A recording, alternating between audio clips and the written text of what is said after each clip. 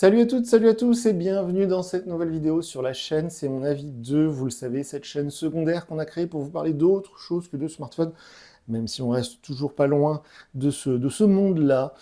Et là, en l'occurrence, je vais vous parler des oreillettes de chez Nothing. Vous savez, Nothing, c'est cette marque londonienne basée à Londres, fondée par Carl Pei, évidemment, un sino-britannique, comme on dit, donc d'origine chinoise. Et donc, Nothing, qui nous a sorti depuis maintenant 3 ans, tout un tas d'accessoires et bien évidemment de smartphones. Le Nothing Phone One excellent smartphone. Le Nothing Phone 2, excellent également, à 600 des bananes. Le Nothing Phone 2A qui est sorti en début d'année et qui est très bon également vers les 300-400 euros. Les Nothing Ear, je vous en parle depuis longtemps sur cette chaîne et sur, c'est mon avis, la chaîne principale. Les Nothing Ear, ce sont les oreillettes intra-auriculaires de cette marque londonienne. Il y a environ, allez, je dirais 2 ans maintenant, on a eu les Nothing Ear première génération qui coûtaient 149 euros, qui étaient des copies, on va dire, de Apple AirPods Pro, mais à la mode Nothing. Et donc les Nothing Ear première génération étaient excellentes et pour moi c'était vraiment une révélation car c'était presque 2 fois moins cher que les AirPods Pro de chez Apple. Les Nothing, elles sont compatibles Android et iPhone. Elles ont une application, je vais y revenir après, excellente. Et super qualité de son, super mode transparent, super mode ANC, bonne autonomie. Donc franchement, les Nothing Ear première génération, c'était vraiment une franche réussite. En début d'année, on a vu sur la chaîne ensemble les Nothing Ear A. Donc A chez eux, c'est le modèle un peu entrée de gamme. Je vais en reparler dans un instant parce que c'est un vrai problème pour celles-ci, qui sont seulement à 99 euros et qui sont franchement réussis à tous les niveaux. Les Nothing Ear A, ce sont vraiment pour moi les oreillettes avec le meilleur rapport qualité-prix actuellement sur le marché. Vous avez tout ce que vous cherchez dans des oreillettes, une bonne qualité de son, un bon mode transparence, un bon ANC, tout est là.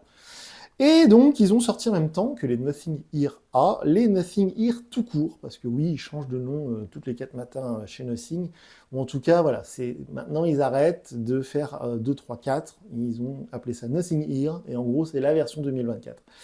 Et donc, ces nouvelles Nothing Ear, on va dire haut de gamme, hein, normalement, elles sont à 149 euros, sur Amazon, je les ai trouvées en ce moment en promo à 129 euros seulement, eh bien, elles sont censées être bien meilleures que les Nothing Ear A, sorti en début d'année à 99, ou les Nothing Ear 2 de l'année dernière à 149.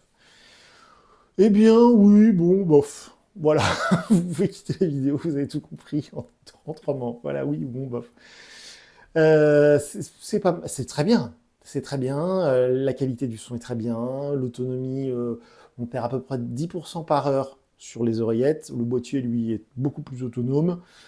Le mode ANC, donc réduction active de bruit, marche bien, mais j'ai vu mieux. Bon, plus cher évidemment, mais j'ai vu mieux.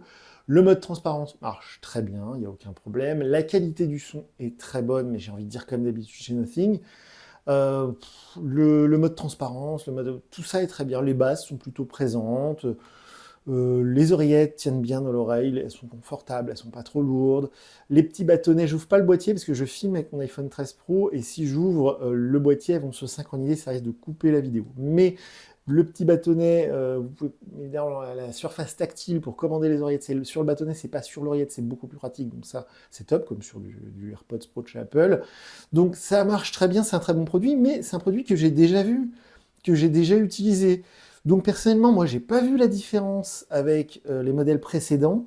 J'ai vu sur certains forums ou sur certaines conversations sur Twitter, sur X, que certains mettent en avant le mode gaming. Alors moi, je ne joue pas ou très très peu aux jeux sur mobile, mais apparemment, ce nouveau modèle 2024 est beaucoup plus performant que les Nothing Ear A et les Nothing Ear de l'année dernière ou de 2022 au niveau de la latence. Alors moi, c'est vrai que c'est quelque chose qui m'intéresse pas beaucoup, mais apparemment, si on est en jeu, la latence est bien meilleure, donc vous aurez un son beaucoup plus rapide, on va dire, par rapport aux actions effectuées dans le jeu avec cette nouvelle version 2024. Moi, ça m'intéresse pas beaucoup.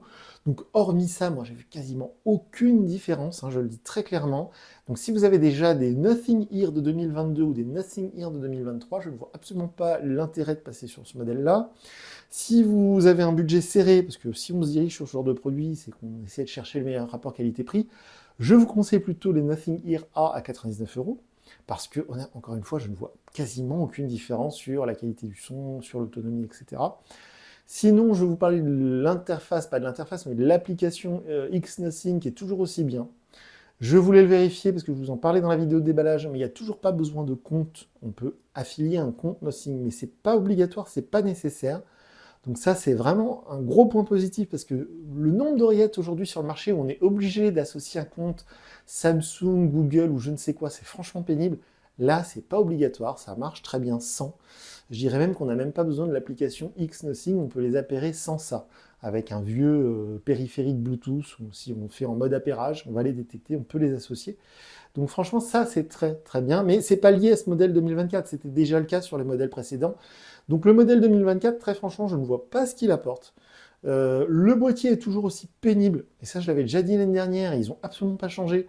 Mais en fait, à chaque fois que je vais ouvrir ce putain de boîtier, pardon hein, pour les gros mots, mais à chaque fois je m'y reprends plusieurs fois parce que je ne trouve jamais le sens dans lequel il s'ouvre. Et vu que visuellement, ce boîtier transparent, on ne sait pas trop dans quel sens on le tient, eh ben on ne sait jamais dans quel sens ça s'ouvre. C'est un petit détail qui est très agaçant. Donc à chaque fois je le signale et à chaque fois je le redis et ça n'a pas changé, c'est toujours aussi agaçant. Donc voilà, je suis assez mitigé. D'un côté, ce sont de très bonnes oreillettes. Si vous avez jamais eu d'oreillettes Nothing à 129 euros, vous allez être entièrement satisfait par la qualité du son, par tout ce que je viens de décrire, par le mode transparence, le mode annulation active du bruit, tout ça, c'est très réussi. Il n'y a pas de problème. Mais si vous avez déjà un modèle précédent, franchement, je ne vois absolument pas l'intérêt de passer sur ce nouveau modèle. Il n'y a pas trop le choix dans le sens où si par exemple vous aviez Nothing Ear de 2022 et que vous avez perdu une oreillette ou que votre autonomie s'est fortement dégradée, eh bien si vous voulez les remplacer, il n'y a plus que ça maintenant disponible, ça a remplacé les modèles précédents. Et les Nothing Ear A, donc le modèle entrée de gamme à 30 euros de moins, normalement 50. Et encore une fois, c'est pour ça que celle-ci, je les trouve moyennement réussies, parce que moi, en tout cas, mes oreilles de profane ne voient pas la différence en termes de qualité de son, je ne vois pas la différence en termes d'annulation active du bruit, et je ne vois pas non plus la différence en termes de transparence, mode transparence au niveau des micros, etc. Donc, plutôt mitigé, je dirais un peu déçu, dans le sens où moi, perso, je n'ai voilà, j'ai rien vu de différent, donc est-ce que ça vaut le coup? Je ne sais pas. Voilà. Je sais qu'il y a beaucoup, beaucoup, beaucoup de très bonnes oreillettes dans ces tarifs-là. Encore une fois, ce que j'apprécie sur les Nothing Ear, c'est le petit bâtonnet pour appréhender l'oreillette comme sur un AirPods Pro de chez Apple.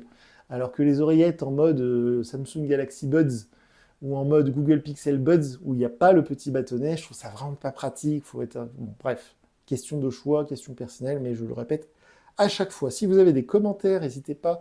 Sous la vidéo, les commentaires sont ouverts. Donc donnez-nous votre point de vue si vous êtes un fan Nothing, parce que Nothing, c'est un peu comme Tesla.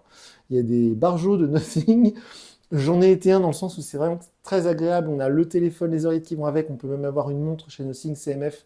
Les montres connectées sont très bien aussi. Donc voilà, si vous êtes un fou de Nothing, expliquez-nous en commentaire l'intérêt de ce nouveau modèle. Perso, ça m'a échappé. Si au contraire vous avez une bonne ou une mauvaise expérience, dites-le nous aussi. On est présent sur X, anciennement Twitter, donc voilà, ces oreillettes Nothing Ear, bonnes oreillettes, mais peu d'intérêt par rapport au modèle précédent. C'est drôle parce que quand je dis ça, j'ai l'impression de lire certains articles à propos des nouveaux iPhones. Généralement, les journalistes tech sont toujours un peu déçus en disant c'est comme l'iPhone de l'année dernière, mais un peu mieux. Bah là, franchement, ils nous ont fait exactement pareil avec ces oreillettes. Donc voilà pour cette vidéo, voilà pour ce test. Je vous dis à très bientôt pour une nouvelle vidéo sur la chaîne. Salut!